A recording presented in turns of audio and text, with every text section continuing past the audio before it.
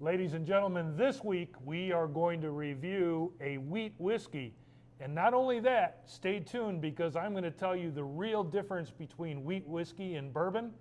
And it's not the percentage of corn or wheat, it's something much more important. Stay tuned.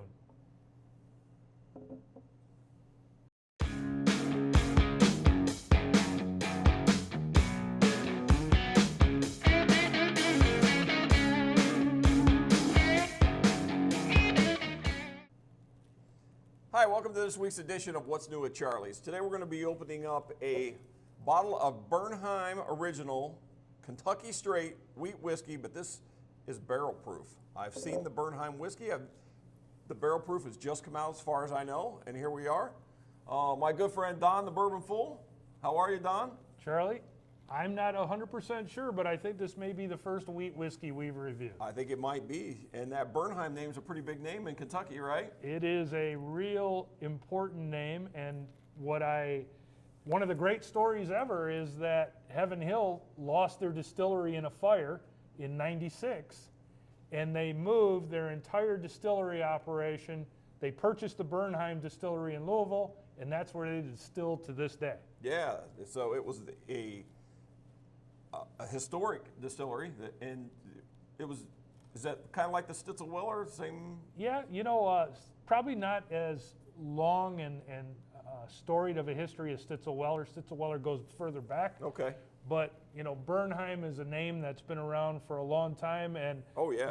They named this whiskey Bernheim Original, Kentucky Straight Wheat Whiskey. Absolutely. So I'm familiar with the wheat whiskey we've had before, but, obviously this one's got a lot darker, a lot better color, and much more proof. This one's 118.8. I'm sure they're all kind of a little different, but what else do you know about it, Don? Well, the standard Bernheim wheat whiskey, which is probably one of the most well-known wheat whiskeys out there, is about 7-year-old product. Okay. And it's at a lower proof point. This one is a combination of 7 to 9-year-old barrels, which probably gives it the dark color. Oh, yeah. And really, the bottom line is there's not a lot of players in this category, and I'm going to explain later on in this video exactly. There's a major difference between wheat whiskey and bourbon, and it's not just percentage of grains. Wow. It's something much different. All right. I'm going to learn something today, folks. So, but with that being said, let's open the bottle. What do you think? I'm excited. I am excited. The color looks fantastic. We all know I like wheated bourbon. Now let's see how wheated whiskey compares. Cheers. Cheers.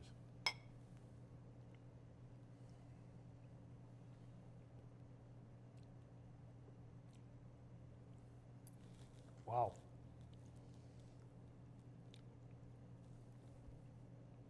So, ladies and gentlemen, to be a wheat whiskey, you have to have 51% or more of the mash bill be wheat. Whereas in bourbon, 51% of the mash bill has to be corn, 51 or higher. Yeah. This one happens to be 51% wheat right on the button, 37% corn, and 12% malted barley. What the additional wheat gives you is a lot of nuttiness. Yeah. It's got a very interesting, still have the sweetness from the corn. There's still a good percentage of corn in here. Yeah.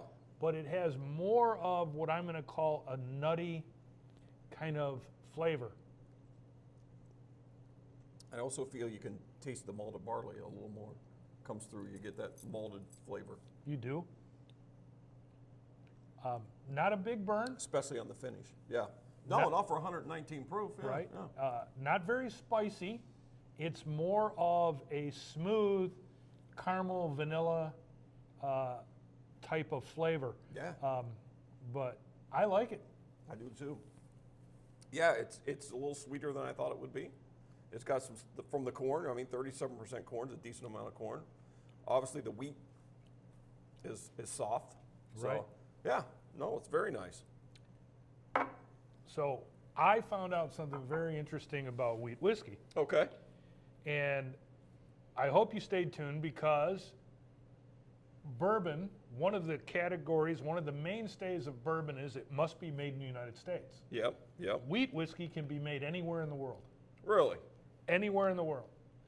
Wow. So there are some wheated products in Europe being made. Locally, I've only found a few. MB Roland has one, and I believe there's one called Dry Fly that's a wheat whiskey.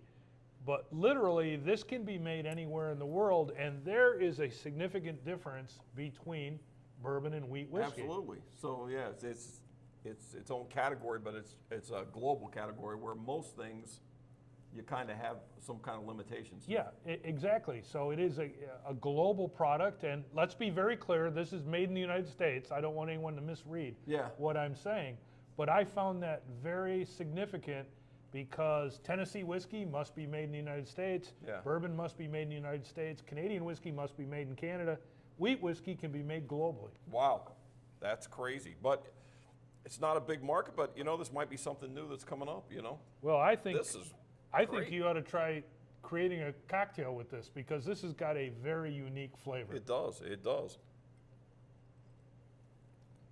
All right, Don's just throwing down the gauntlet, so now I got to come up with a cocktail. Charlie, So- it could be called a bourbon fool cocktail, just saying. Oh, It just could be. I like it. All right. Charlie, Stay tuned. another good choice, and if you haven't tried wheat whiskey, this one's a special one. You're going to want to try it. And stop into Charlie's for a bourbon fool coming soon. Cheers. Cheers, buddy. Thank you, everyone. Thanks.